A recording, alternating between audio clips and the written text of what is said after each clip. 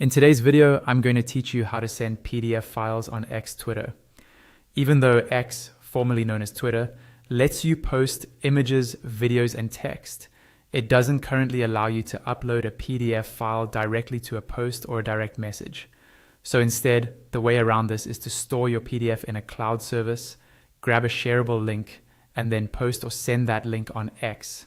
I'll walk you through that process step by step so it feels simple and repeatable. First, open your preferred cloud storage service in a browser tab or app. This could be Google Drive, Dropbox, OneDrive, or any similar service you already use. The specific buttons might look a little different from one service to another, but the idea is exactly the same.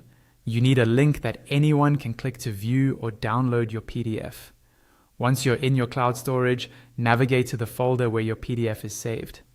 Take a moment to double check that it's the correct file, especially if you have several versions with similar names. It's a good habit to keep your PDFs clearly labeled so you can find them quickly when posting on social media. Now you want to get the shareable link for that PDF. Usually you can do this by right-clicking on the file or tapping the three-dot menu next to it, then choosing the option that says something like Share, Copy Link, or Create Shareable Link. Before you copy the link, make sure the sharing settings are what you want. For example, if you want anyone on X to be able to open it, set the file to be viewable by anyone with the link, rather than restricted to your own account. When the service shows you the link, go ahead and copy it to your clipboard. Next, switch back over to X.